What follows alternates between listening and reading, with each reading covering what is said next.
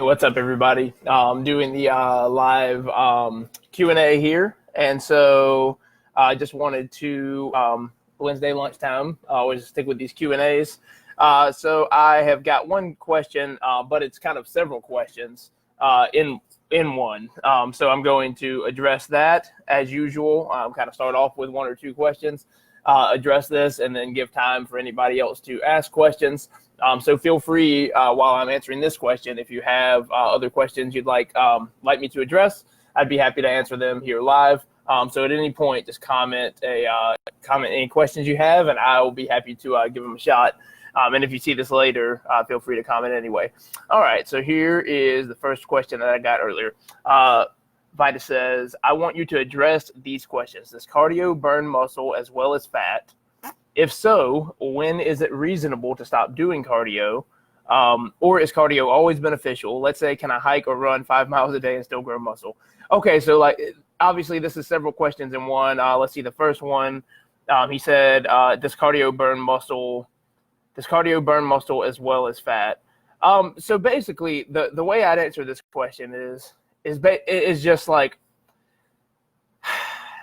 cardio, it's not that cardio directly burns muscle, right? So in fact, some studies have even shown that if you do cardio in the right amount along with your lifting and things like that, it can actually help increase muscle mass a little bit if you do it well. If you time it right, if you do the right amounts, if you do it strategically, cardio can actually help. The problem kind of comes in when you either do too much or you prioritize it over the lifting. So, people have this kind of idea in their head of I'll go into the gym, I'll warm up with cardio, on the treadmill or the bike or whatever it is, and then I'll do my lifts. Totally unnecessary to do that because if you go in there and let's say you're doing squats, if you do light sets of squats and slowly work your way up, you are warming up the exact muscles that you're about to train versus kind of wearing yourself out with cardio first. So what happens if you prioritize the cardio, if people who enjoy running, whatever, they go running and then they hit the gym, they are always going to be weaker on their lifts, which directly is going to take away from what he's asking about is muscle gain. So it's going to take away from muscle gain because you are at a point where you're not giving your all to the lifts because some of your all has been taken by the cardio. So what I would suggest if you're doing cardio, either put the cardio at the end of your lifting sessions so that you're prioritizing the lifting, or do it at a separate time that does not hinder recovery. So that's basically what I would say there. So yeah, the problem comes in when you do too much cardio or when you don't prioritize the lifting over it. The second thing he said was, when is it reasonable to stop doing cardio, or is it always beneficial? What this really comes down to is what your goals are. If your goal is to, if you have a cardio-based goal, like running a marathon, running a half marathon, swim, you want to do a triathlon. If one of your main goals involves cardiovascular fitness, then yeah, you want to keep doing that. You know what I mean? You want that to be important in your training, and you want to make sure that you work it in.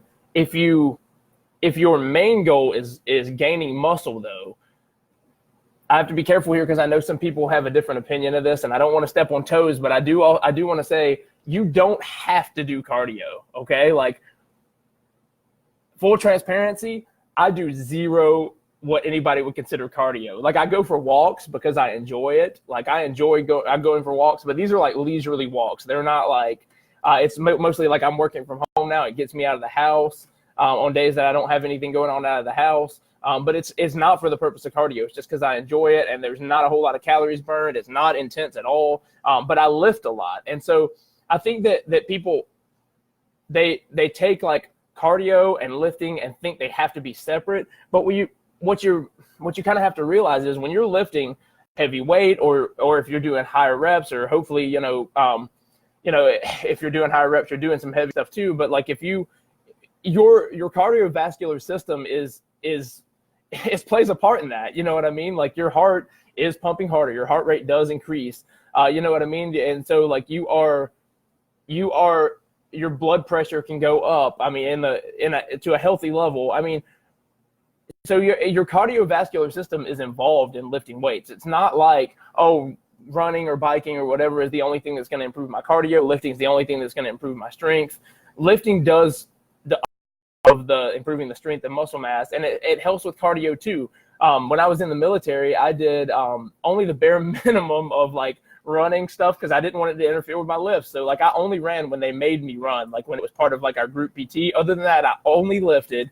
And I always made like over a 90 on my PT test because I lifted all the time, because my cardio was decent, because my legs were strong and could carry me. You know what I mean? And so like that's I would say that if something like again, if your goal is something like a cardio based thing, then yeah, you're going to want to do some direct cardiovascular training. Or if you just enjoy it, you know, if you just enjoy doing that, cool, but don't do it because you feel like you have to. If your main goal is gaining muscle and that's all you care about, don't even do cardio, just lift. You know what I mean? Just do your lifts, do some good warm-ups, focus on some flexibility to get, you know, a better range of motion on that, and just lift and just push your weight up. Let's see. So he continued, he said, let's say I can hike or run 5 miles a day and still grow muscle. So chances are he enjoys that. He wants to go hiking on top of it, and he's trying to basically get permission, you know, that he's not going to sacrifice some of his muscular gains. And what I would say to that is just try it, man. Like if you're lifting and you are doing the 5 mile hike or whatever, and you're getting to a point where you're feeling like, oh, my lifts are stalled, the hike might be causing part of that stall. But if you are doing the hike, but your lifts are going up and you're increasing muscle mass and things like that, keep doing it. You know, it could be even helping you. Like I said before, some studies have shown that some cardio can even help with muscle mass. Again, it's just don't prioritize it over the lifting and don't do too much of it. You know what I mean? So if you're not having a lot of joint pain, if you're not having a lot of like side effects and you're recovering well, and if your lifts are going up, that means you're recovering well, then then there's no need to cut that out. If you enjoy doing it, just keep doing it. I would say if you enjoy it, do it. If you're doing it because you think like you have to, because like this is what culture's told you or whatever, don't do it. That's how I'd answer that. Let's see. Steven says, understanding that you're not a doctor, but do you have any suggestions, exercise, food, etc., for someone suffering through joint pains? It depends, man. I mean, so food wise, I mean, there are some things that you can do. I mean, there's some really good, and I just did like the podcast on supplements where I basically said you don't need supplements. You don't need supplements, but there are some supplements that can really help you with joint pain, things like that. Things like, I mean, fish oil has been said to help with it. You know, and so whether you're getting that from a food source or a supplement source, there are things like that. Joint pain like exercises though, it just kind of depends. First of all, it depends what's causing the joint pain. You know, I mean, if you've got arthritis or if you've got some kind of like bone on bone type of deal or something like that, that's a different story. And I'm not going to comment on that because I would say to go to your doctor and find out like what they would have you do. Although some doctors don't know anything about lifting, so they might caution you about something, just avoid a lawsuit, you know. But basically what I would suggest with that is if it's some pain but it's not a serious condition like that, strengthen the muscle around it, you know. So like if you're having, let's say, knee pain, first of all, this is one of those questions I don't really like, it's hard to answer without like us talking back and forth. But if you're having knee pain and there's no underlying like serious cause, it's just like some joint pain that you're having, there are all kind of things that could go into like why that's happening. But if one thing that you can do to help that is to strengthen some of the muscle around that. So obviously if you're somebody who has a lot of weight to lose, you do have a lot of increased pressure on your joints. So weight loss itself is going to help with that. But if you're somebody who, you know, doesn't have that, or whatever the case may be, or even if you do, strengthening the muscle around that can help a lot. So let's say you're not doing much of any resistance training right now. You're noticing that when you're like walking a long time or whatever, Stephen, I know you're in New York. So, I mean, doing a lot of walking. I mean, let's say that you're doing the walking, your knees are hurting. if you strengthen the muscles and the tendon, if you really strengthen like the area around that knees by doing some like proper squats, by the way, to depth, not like above, because that's going to make it worse.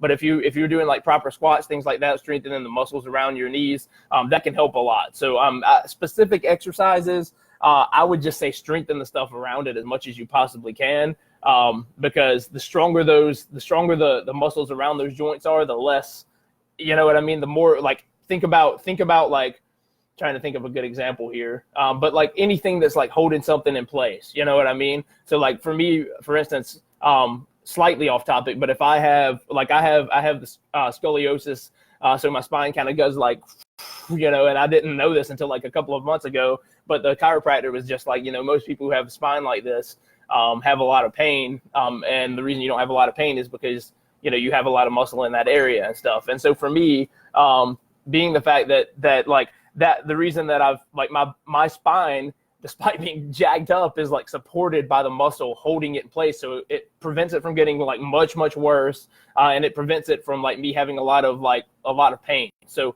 anytime you can strengthen the muscles around the joint, which, you know, not that my spine's a joint, I'm just saying, just using that kind of as a general example.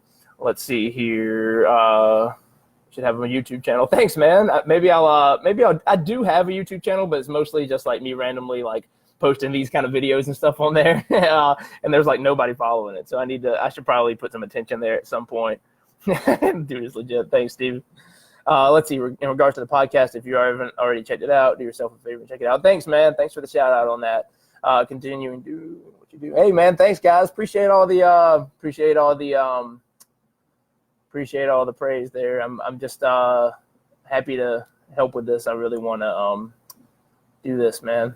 This is kind of what I do for my job full time now, so that's what I'm doing. All right, cool. I think that covers the questions that have been asked.